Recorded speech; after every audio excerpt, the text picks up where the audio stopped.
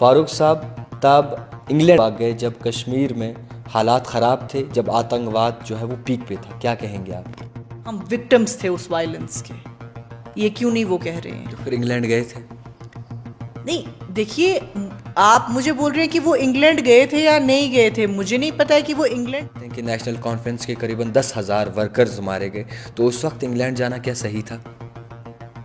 पहले तो आप मिस इंटरप्रेट कर रहे हैं जावेद।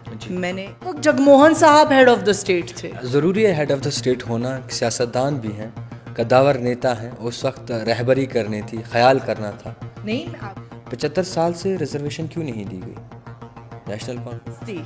फिर उन स्कूलों को भी कुछ इसी तरह का नाम दिया था, जबरी, क्योंकि जबरदस्ती इनको लेके जाते थे। कहते थे नहीं, हमारी बेटी और हमारा बेटा, चाहे ये किस भी कम्युनिटी का है, ये दावा ये है कि जो सज्जाद लोन है उसको सपोर्ट किया जाएगा, जम्मू कश्मीर अपनी पार्टी और इसी के साथ साथ DPAP मिल के। क्या कहेंगे आप? अमित शाह का एक बहुत बड़ा बयान जो है वो सामने आ रहा है, जिसमें साफ तौर पर दावा किया गया है कि जम्मू कश्मीर में इंतखाबात जो है सितंबर से पहले होंगे और इसी के साथ साथ अफसपा जो है वो जल्द ही हटाया जाएगा। कुछ डिस्टर्बेंस एरियाज़ में जो है वो बाकायदा तौर पर फोर्सेस रखी जाएंगी। जिस तरीके से अब ये बयान आया है उसमें साफ तौर पर तनकीद का निशाना जो है नेशनल कॉन्फ्रेंस के सदर डॉक्टर फारूक अब्दुल्ला को भी बनाया गया है। कहा गया है कि साफ तौर पर जब हालात कश्मीर में ख़राब थे, जब आतंकवाद पीक पे था, तो फारूक साहब जो है इंग्लैंड भाग गए। सबसे पहले सारा हयात शाह जी हमारे साथ इस वक्त मौजूद हैं, नेशनल कॉन्फ्रेंस के सीनियर लीडर हैं। मुसलसल इनसे जानने और समझने की कोशिश करेंगे कि आखिरकार किस तरीके से देखते हैं ये इस बयान को, क्योंकि अमित शाह का काफ़ी मुद्दे बाद जो ये बयान आया है, कहीं ना कहीं अब सियासत भी इससे तेज़ हो रही है और जिस तरीके से अफसफा की बात की गई है वो बाकायदा तौर पर चीज़ें जो है वो आया हो रही हैं। सबसे पहले बहुत शुक्रिया वक्त देने के लिए सारा जी, बहुत वक्फे बाद आपसे बात हो रही है। होम मिनिस्टर अमित शाह का एक इंटरव्यू हुआ है हाल ही में, साफ तौर पर कहा गया है कि फारूक साहब तब इंग्लैंड भाग गए जब कश्मीर में हालात ख़राब थे, जब आतंकवाद जो है वो पीक पे था। क्या कहेंगे आप? मैं नहीं समझती हूँ कि इस बयान में जो है कोई सच्चाई है।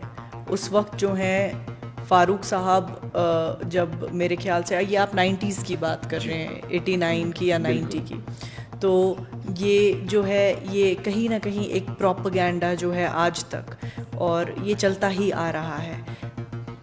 आप कह रहे हैं फारूक साहब भाग गए। फारूक साहब के अपने फर्स्ट कज़न मारे गए उस दौर में, उस मिलिटेंसी के दौर में, और फारूक साहब के 10,000 नेशनल कॉन्फ्रेंस के वर्कर्स मारे गए। हम विक्टिम्स थे उस वायलेंस के, ये क्यों नहीं वो कह रहे हैं? तो फिर इंग्लैंड गए थे। नहीं, देखिए, आप मुझे बोल रहे हैं कि वो इंग्लैंड गए थे या नहीं गए थे। मुझे नहीं पता है कि वो इंग्लैंड बीच में मत कभी गए होंगे, और आई एम श्योर जो प्राइम मिनिस्टर साहब हैं या होम मिनिस्टर साहब हैं वो भी बाहर मुल्क के जाते हैं, ऐसा तो नहीं है। उस वक्त में इंग्लैंड जाना एक बहुत बड़ा सवाल खड़े कर देता है, और उस वक्त जब पेचीदा हालात थे, जब आतंकवाद पीक पे था, आप कहते हैं कि नेशनल कॉन्फ्रेंस के करीबन 10,000 वर्कर्स मारे गए, तो उस वक्त इंग्लैंड जाना क्या सही था? पहले तो आप मिस इंटरप्रेट कर रहे हैं जावेद। मैंने कहा नहीं कि वो इंग्लैंड गए। मैंने कहा कि प्राइम मिनिस्टर और होम मिनिस्टर भी मुल्क के बाहर जाते हैं। बिल्कुल जाते हैं। और as a head of the state, Farooq साहब उस वक्त हेड ऑफ द स्टेट नहीं थे। यहाँ पर गवर्नर्स रूल जो है वो लागू किया गया था, प्रेसिडेंट्स रूल चल रहा था, और जो जगमोहन हैं वो यहाँ के गवर्नर थे। तो कहीं ना कहीं ये जो ब्लेम है ये गलत जगह पे प्लेस करना, मिस इंटरप्रेट करना फैक्ट्स को, ताकि जो ये इलेक्शन के दौर के वक्त यहाँ पे एक हवा बने। लेकिन मैं शुक्रगुजार हूँ अल्लाह की कि जो कश्मीरी अवाम है वो विटनेस है उस दौर की, उनको सब पता है कि किस दिन क्या हुआ। Everybody knows everything.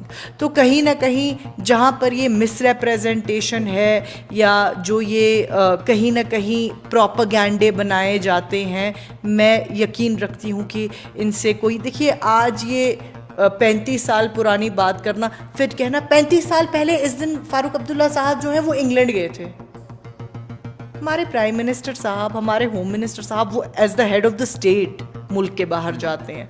फारूक साहब तो थे ही नहीं उस वक्त जगमोहन साहब हेड ऑफ द स्टेट थे। ज़रूरी है हेड ऑफ द स्टेट होना? सियासतदान भी हैं, कद्दावर नेता हैं, उस वक्त रहबरी करनी थी, ख्याल करना था। नहीं, वो तो डॉक्टर साहब I am sure definitely Kashmir में ही थे, क्योंकि जब बाद में इलेक्शन का भी दौर चला डॉक्टर साहब तो यहीं थे।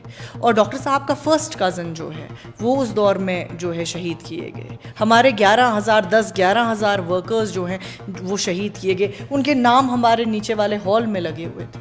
लेकिन सैलाब जब आया तो अनफॉर्चुनेटली वो सारी लिस्ट्स जो है वो बह गई। मैं आपको अभी नीचे लेके जाती और मैं आपको दिखाती कि हम उस दौर के विक्टिम्स रहे हैं और आज हमें ही उस दौर का जो है क्रिमिनल बताया जा रहा है। तो ये जो प्रोपेगेंडे हैं ये चलेंगे, लेकिन आपका मेन सवाल था, ये तो खैर ये जो सवाल है अब मुझे नहीं पता इसकी कितनी वेटेज है जो आप पूछ रहे हैं। इसमें मेन बाकायदा तौर पर बड़े बड़े न्यूज़ एजेंसीज की जानिब से चलाया गया है और बड़े अच्छे शब्दों में लिखा गया है कि आखिर फ़ारूक अब्दुल्ला जब हालात बहुत ही ज़्यादा पेचीदा थे तब इंग्लैंड चले गए थे, कोई भी कश्मीर की फ़िक्र नहीं थी। नहीं, मैं आपको बता रहा हूँ, आप बता रहे हैं कि सवाल किस तरीके से था। I have answered that already. Yeah. मैंने सवाल पूछ लिया है, आपको मैं सिर्फ बता रहा हूँ। और उसमें साफ तौर पर यह भी कहा गया है कि 75 साल से रिजर्वेशन क्यों नहीं दी गई, नेशनल कॉन्फ्रेंस के दौरे हुकूमत में क्यों वुमेन्स को रिजर्वेशन नहीं दी गई, ST OBC कैटेगरी का नहीं सोचा गया। सबसे पहली रिजर्वेशन है वो डॉक्टर फारूक अब्दुल्ला साहब ने दी है औरतों को रिजर्वेशन। और उन्होंने कहा कि जो मेडिकल कॉलेजेस में औरतें हैं, आप जी सबसे पहले इंश्योर करिए कि ये डॉक्टर्स बनेंगे, क्योंकि बहुत सारी औरतें जो हैं उनको लेडी जो गायनोकोलॉजिस्ट होती है उसके पास जाना होता है, तो उसमें भी वो औरत ही हो तो बेहतर रहेगा, क्योंकि जो बात करने में जो है उसमें आसानी होगी। बहुत सारी चीज़ें होती हैं जो औरतें डिस्कस नहीं कर पाती हैं बाकियों के साथ। तो ये सारे, इसलिए तो मैं कहती हूँ कि ये मिस रिप्रेजेंटेशन है। हमने कब नहीं बात की है इन चीज़ों के बारे में, इन कम्युनिटीज़ को प्रमोट करने के बारे में। हमेशा से ये शेर कश्मीर और बेगम साहिबा ने उस वक्त इन कम्युनिटीज़ को घरों से निकाल के स्कूलों में भेजा है ज़बरदस्ती। फिर उन स्कूलों को भी कुछ इसी तरह का नाम दिया था, जबरी, क्योंकि ज़बरदस्ती इनको लेके जाते थे। कहते थे नहीं, हमारी बेटी और हमारा बेटा चाहे ये किस भी कम्युनिटी का है, ये स्कूल जाएगा, ये पढ़ेगा, इसी तरह ये अपनी जो है डिग्निटी वो जान पाएगा, ये उसी तरह जो है अपनी पर्सनालिटी डेवलपमेंट कर पाएगा। तो कहीं ना कहीं ये जो बातें हैं ये हम 2014 से ही सुनते आ रहे थे, लेकिन 19 से ये जो है ये बार बार बयान जो हैं हम सुनते आए। कहीं ना कहीं हमने देखा कि रेपिटेटिव रहा सारा कुछ, ये बार बार यही dynastic politics, terrorism, stone pelting, हालात ठीक, ये जो मेकअप वाली बातें हैं ये करते आ रहे हैं। 96 में जब गवर्नमेंट बनी यहाँ पे कहीं कुछ नहीं बचा था। ये जो सारे आप आज school, colleges, roads, bridges, hospitals देखते हैं, ये 96 से 2002 के बीच में बने हैं। ये तो आज़ाद साहब के दावेदार भी कहते हैं, जितनी भी आज़ाद साहब का अमला है वो कहता है कि हमारे वक्त में सबसे ज़्यादा डेवलपमेंट। देखिए, वो आप आज़ाद साहब से पूछिए कि वो क्यों कह रहे हैं और क्या कह रहे हैं। मैं अपने तंजीम का बोल रही हूँ, मेरा आज़ाद साहब के साथ कोई भी लेना देना नहीं है। I am talking about this JKNC in particular. तो 2002 आज़ाद साहब 96 में चीफ मिनिस्टर थे यहाँ के। नहीं, उनका दावा है कि जब उनका टेन्योर था 2.5 साल। हाँ, ट्यूलिप गार्डन बना है उसमें, ट्यूलिप गार्डन बना है उसमें, एक चीज़। बाकी चाहे लैंड टू टिलर हो, शेर कश्मीर मेडिकल इंस्टीट्यूट हो, स्किम्स जिसे हम कहते हैं, SKICC हो, कन्वेंशन सेंटर जो है शेर Kashmir convention centre, international convention centre, चाहे आपकी शेर कश्मीर एग्रीकल्चर यूनिवर्सिटी हो, आप बताइए ना, हमने कौन सा इदारा नहीं दिया है। और जब 96 में वापस गवर्नमेंट आई, अनफॉर्चुनेटली उस वक्त कुछ बचा ही नहीं था। सड़क नहीं थी, ब्रिज नहीं था, स्कूल नहीं था, कॉलेज नहीं था, अस्पताल नहीं था। ये सारा रिवाइव करना पड़ा। वो बहुत चैलेंजिंग दौर था, एक सारा कुछ रिवाइव करना पड़ा फिर से। और जहाँ तक मैं एक और बात जो होम मिनिस्टर साहब ने कही, कहा कि डायनास्टिक पॉलिटिक्स, ये मैं आप लोगों को बार बार बोलती आ रही हूँ। मैं किसकी बेटी हूँ, आप किसके बेटे हैं, इससे कोई फ़र्क नहीं पड़ता। फ़र्क इस बात से पड़ता है जब आप और मैं अवाम में जाते हैं, क्या अवाम हमें वोट डालने के लिए तैयार है? क्या वो हमारी सियासत से कन्विंस्ड है? क्या वो कन्विंस्ड है कि ये वाला जो कैंडिडेट है ये मेरे लिए कल कुछ बेहतरी करेगा, ये मेरे लिए रास्ते ढूंढेगा एक इज्जत की ज़िंदगी जीने की? क्या ये मेरे मसले हल करेगा? क्या ये अगर मुसीबत आई किसी दिन मुझे रात को 2 बजे, क्या ये मेरा फ़ोन उठाएगा? ये इंश्योर करने वाली बातें हैं। अलायंस हो और रही जब है। नहीं जी, पूरी जी, पूरी जी। पूरी पूरा जवाब दूंगी। हम किसी राजा महाराजा के दौर में नहीं है, ये अकबर बादशाह का दौर नहीं चल रहा है, मेरे बाद मेरा बेटा, उसके बाद उसका बेटा, उसके बाद उसका बेटा। ये डेमोक्रेटिक प्रोसेस है। आप डेमोक्रेटिक प्रोसेस में हम बैठ के ऐसी बातें कैसे कर सकते हैं? जहां तक रही बात किसी की बेटी या किसी का बेटा होने की, वो तो बीजेपी में भी बहुत सारे हैं। कौन कौन है ये नाम? बहुत सारे हैं जी, नाम लीजिए। बहुत सारे हैं। नाम क्यों लूं? बहुत सारे हैं। एक नाम ले लीजिए।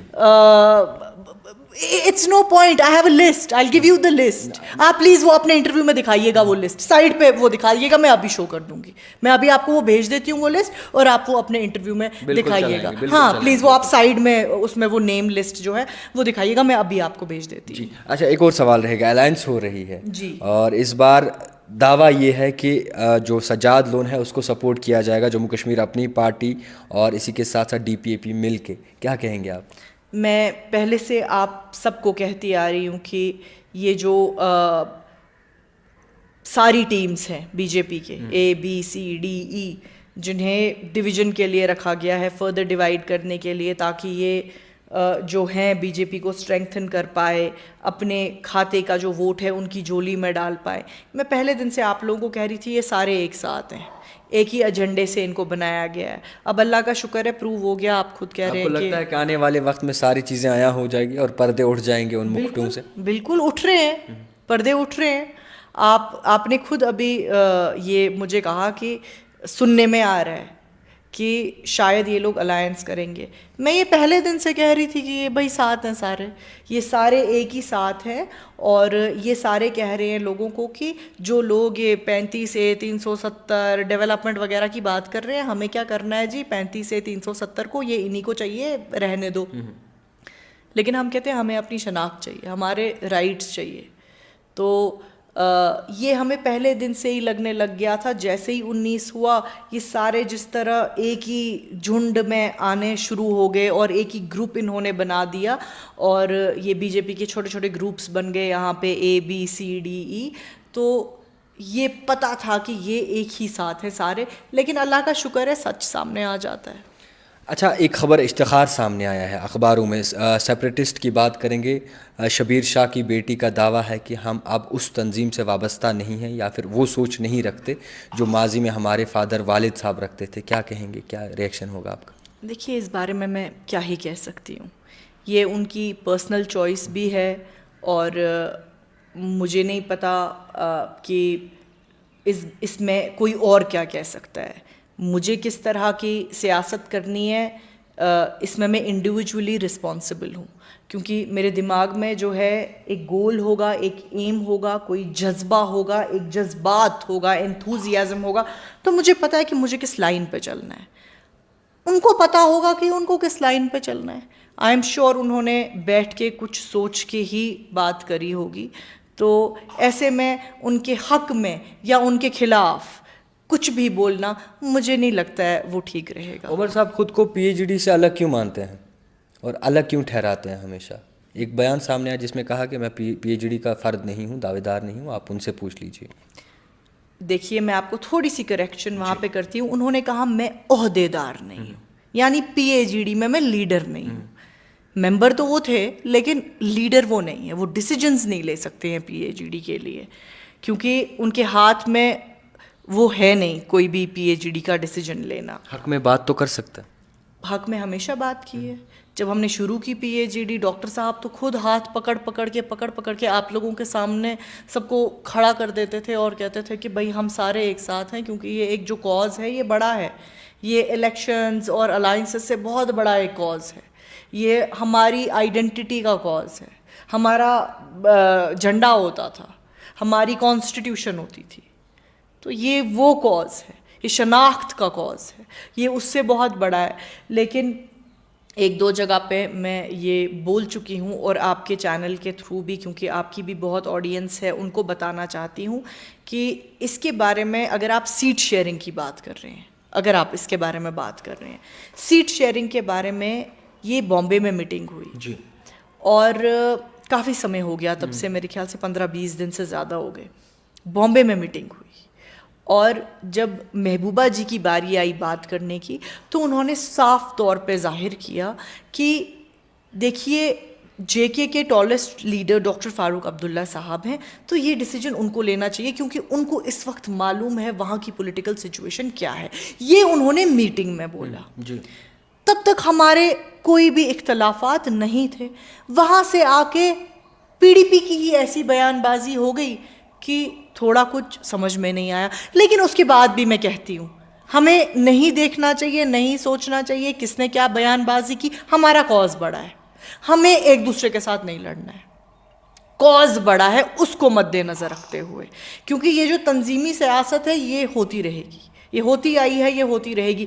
लेकिन ये हमारी शनाख्त की बात है, ये हमारी आइडेंटिटी, हमारे राइट्स की बात है, ये उन नौजवानों की बात है जो मुल्क भर में आज जेलों में पड़े हुए हैं और जिनको कोई पूछने वाला नहीं है। अब उनके घर वाले भी उन्हें वहाँ देखने नहीं जाते हैं क्योंकि उनके पास पैसे नहीं है, नहीं कर सकते हैं आप अफोर्ड रोज़ रोज़ दूसरी स्टेट में जाना। आप रहेंगे कहाँ वहाँ, आप खाएंगे क्या वहाँ। और एक दो केसेस तो पर्सनली मेरे पास आए, कहा कि मेरी माँ मेरी बहन को मिसट्रीट किया गया जब वो वहाँ गए, कहीं यूपी में कहीं पे किसी जेल में थे। वो बहुत बड़ी बात आप कह रहे हैं। था। और अनफॉर्चुनेटली कोई मतलब इस बारे में बात करने वाला तो रहना चाहिए ना। तो इसीलिए मैं कभी नहीं चाहूँगी कि हम इन छोटे छोटे गुठों में बांट जाए। इस वक्त हम सबको एक साथ यूनिटी स्ट्रेंथ समझ के चलना चाहिए और आगे बढ़ना चाहिए, क्योंकि मुझे नहीं लगता है कि इस वक्त आप लड़ेंगे एक दूसरे से तो उसमें आपका कोई फ़ायदा होगा, क्योंकि ये बात इस वक्त एक पॉलिटिकल तंजीम की नहीं है, ये बात अवाम की है। और जो अवाम के गोल्स हैं, जो अवाम का जज्बा है या जज्बात हैं, सेंटिमेंट्स हैं, वो सबसे ऊपर है, वो हर तंजीम, हर इंसान से ऊपर है। और उनकी कद्र करते हुए मैं कहती हूँ कि चलिए, ये लोग रोज़ हमारे खिलाफ ट्वीट करते हैं, आपने देखा होगा ट्विटर पे, लेकिन कहीं ना कहीं हम अवॉइड करते हैं, हम कहते हैं रहने दो, मत करो, क्योंकि ठीक है अगर उनको कोई मिसकॉन्सेप्शन है वो हम क्लियर करेंगे, लेकिन ये ना हो कि हम आपस में लड़े, क्योंकि कॉज बड़ा है। खैर, बहुत शुक्रिया वक्त देने के लिए। मैं आपको बता दूं कि सारा हयात जी हमारे साथ मौजूद थी। इनसे जानने और समझने की कोशिश की कि किस तरीके से देखती हैं मौजूदा हालात को, और जिस तरीके से होम मिनिस्टर अमित शाह का बयान आया है, क्या कुछ रद्द-ओ-अमल ये रखती हैं। देखते रहिए द टाइपराइटर जावेद खान के साथ।